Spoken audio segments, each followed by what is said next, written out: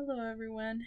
I was speaking to a colleague the other day, and in the topic of feminism, she expressed to me that to her, feminism simply meant equality. And although I do agree with this to a certain degree, uh, I do think it's important to note that this concept of equality is so broad and can take on many different forms. As we all know, feminism in itself is such a complex subject. So, in light of its complexity, I only felt it appropriate to talk about it in respect to the implications it has in different contexts. The power we hold as humans, or Homo sapiens, as our binomial nomenclature coins us, is that we are aware, and Homo sapiens directly translates to wise men. So, although there is such a thing as sexual dimorphism, and there are legitimate biological characteristics that, by and large, make the female different from the male, and vice versa. We are intellectual beings, and our brains behold the power of transgressing and breaching these boundaries when the nature of its being is nurtured and, as a result, transformed into something else. And when this is done, it manifests in ourselves and we become who we are today. Not only as a result of the nature of our being, but also because of the way that we were nurtured. Several studies have postulated, due to their as a result of their findings, that males are more spatially able, and females, are more verbally inclined. A study performed by Edward C. Merrill and his colleagues found that girls and boys fared a lot better in learning routing systems when they were taught using verbal and spatial memory strategies, respectively.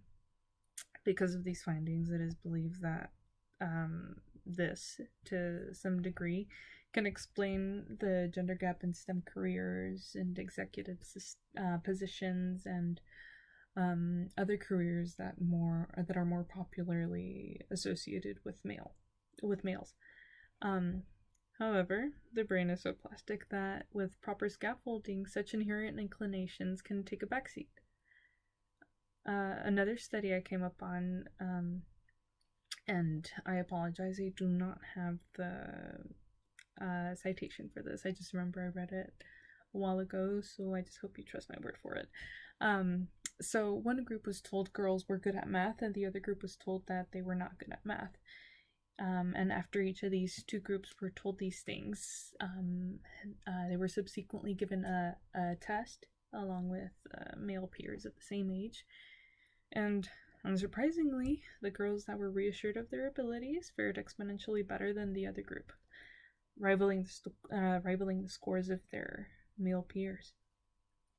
So, the point I'm trying to make here is that knowing the power we hold not as a male or female or LGBTQ or anything of the like, but rather the power we hold as a human being or as a wise man, we can transgress these boundaries and commonly held beliefs. In the age of technology, we have such a useful platform for advocacy and working towards progressive change. However, it is important to note that cyberfeminism is just one of the many manifestations of feminism, and in reality, we should be using the many platforms that are available for us. As Sarah Kemper put it, the feminist future in a technological sense isn't and should never be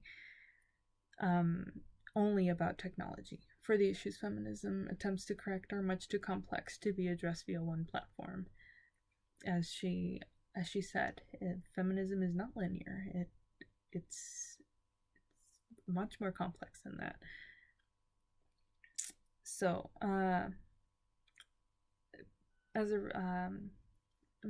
and further elaborating on this, I really like the video of American Reflex, because it embodied this particular concept. Not only did Sign Pierce and Allie Coates, and I apologize if I mispronounce these names, not only did they go out in a public space to make feminist demonstration, they also posted it online. And we all know that once something goes online, it's bound to proliferate and reach millions of people. As you all saw in the video, it seemed as they all feared her, but it was all due to the fact that they did not understand her, or why she was there, or who she was, or anything in that respect. Now, one brain is much more plastic than an entire society's, and let alone the whole world. But bear in mind that a child's mind is the most plastic and susceptible to change. Although I wouldn't necessarily condone a child viewing this video, I would definitely like for the people of the younger and upcoming generations to be exposed to what is not common. These children are the reason we should be further inclined to initiate change. Pushing forth a wave of feminism and taking the roles people aren't accustomed to seeing is not going to sit well at first. And I think we all know that, but the world will adjust, have they plastic minds or not. In the midst of all the voices of oppression, let the feminist voice, be it via cyberspace or any other platform or multiple platforms simultaneously, be the resounding voice and promise of the future. The more we expose the world to the feminist ideologies we want pushed for, the more malleable their minds will become. And to further elaborate on this, I'm going to show you guys a video right now.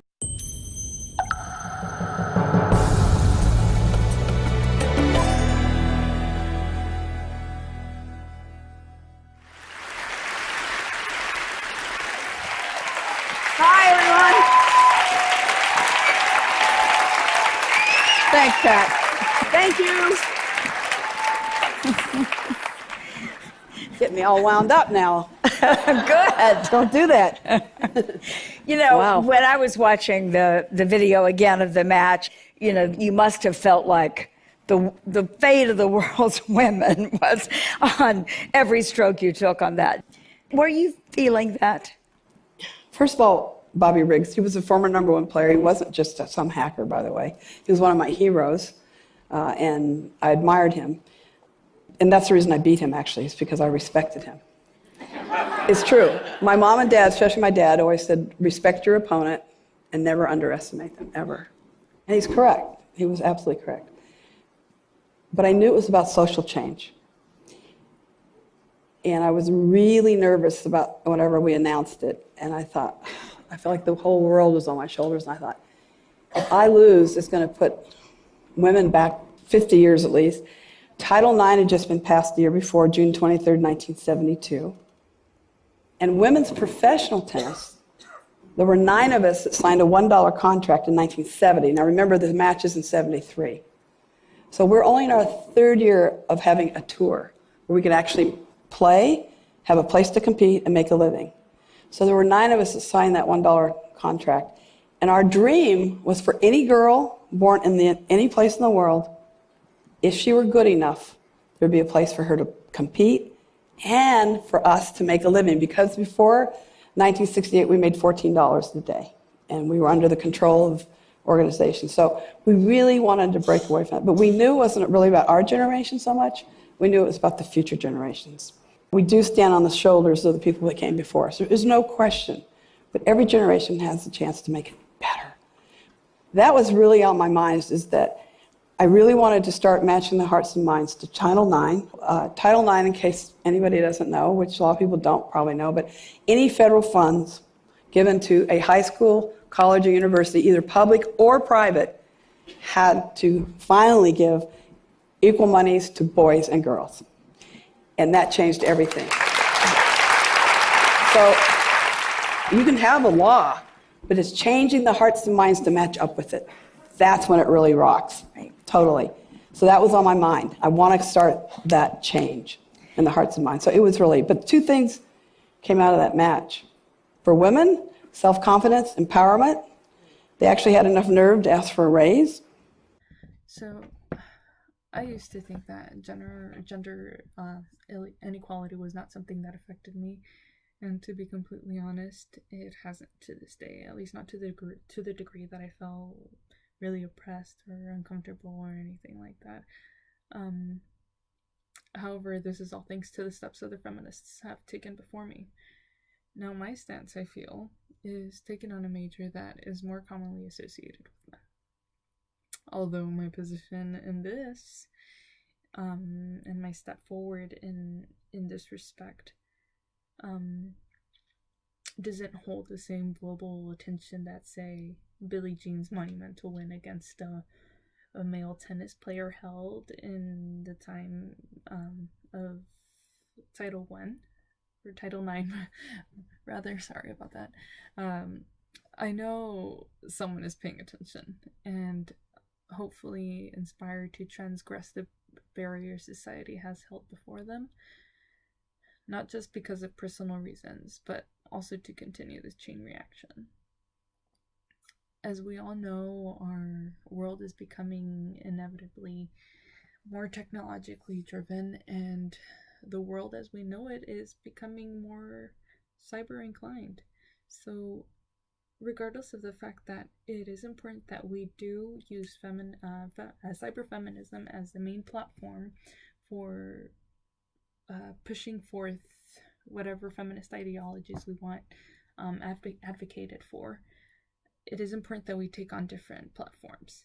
But I do think cyber feminism should be the main route as a result of this. As a result of our push towards technology.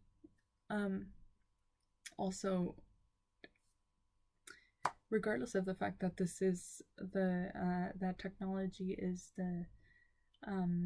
has been more popularized and we are in the age of technology and whatnot, it's a really useful platform, and the proliferation rate of videos and things of the like is much higher than that of a personal than that of a person going up on a stage and speaking to a group of people. But regardless of that, I do think that that personal experience is essential to push forth feminism. So, in light of that, I challenge all of you to be creative and to use whatever endeavors you're taking upon and give it a feminine twist, if you will.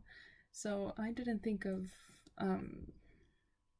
my interest in biology to be a feminist movement, but this class has definitely changed my mind and allowed me to see it in that light a lot more. So I do hope to be able to inspire other women to take on STEM careers, and to inspire men as well to take on careers that are more commonly held by women. So, thank you all for listening, and I hope you guys have a great summer.